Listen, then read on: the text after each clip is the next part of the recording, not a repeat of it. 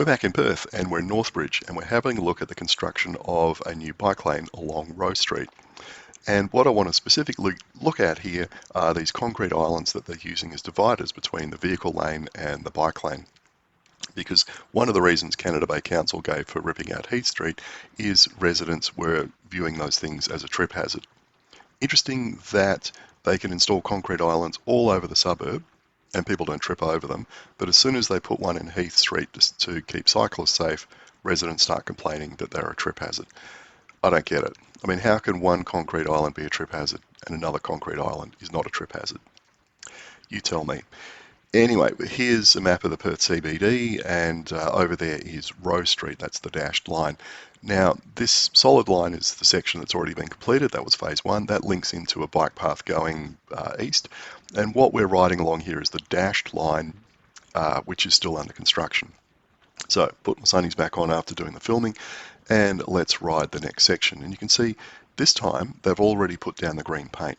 Now, for the first phase, one of the things I queried was why they opened up the lane before the green paint was down, because that presented a risk of drivers driving across the bike lane to get in and out of car parks and things like that, and not realising there might be cyclists coming along. Well, this time you can see all the concrete's in and the green paint's in, and they haven't opened it yet.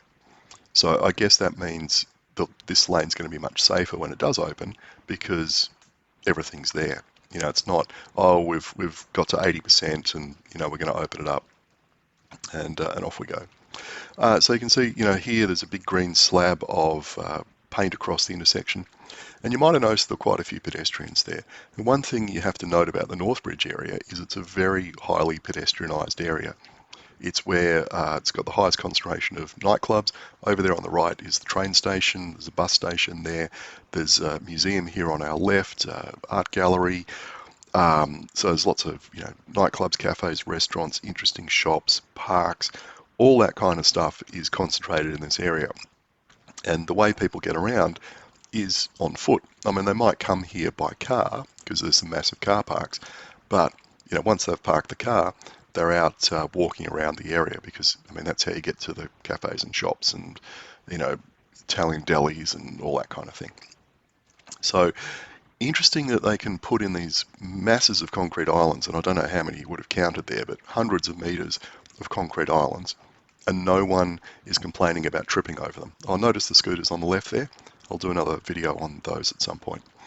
Yeah, so you can have a highly pedestrianised area, lots of tourists who don't know the area, lots of locals who come here, you know, go to the clubs and get drunk as skunks. And yeah, you come here on a Saturday or Sunday morning and there's a lot of drunks staggering around, I'll tell you, at 7 o'clock in the morning. And somehow they're managing to do that without tripping over these concrete islands.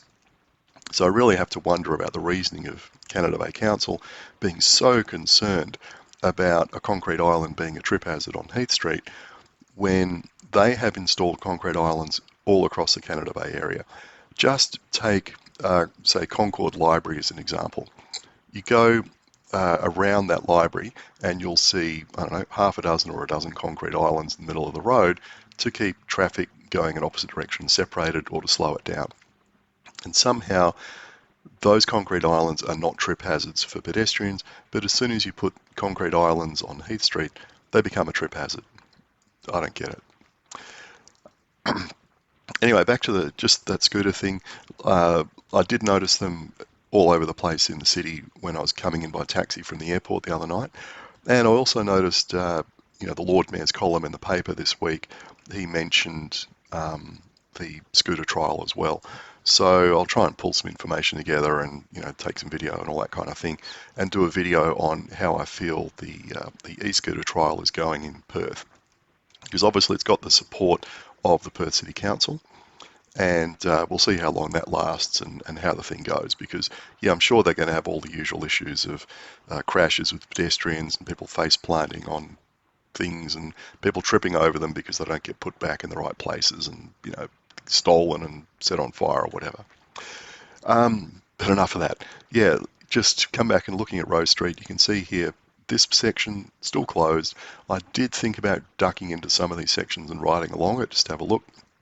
I might do that on a Sunday when there's no workers around and maybe I'll be able to get around some of these barriers and check it out. But interesting that they've put down the concrete islands, and this time they've actually put down the paint. So when they do open up this new section, it's going to be fully complete, and it's going to be safe end to end, which will be good.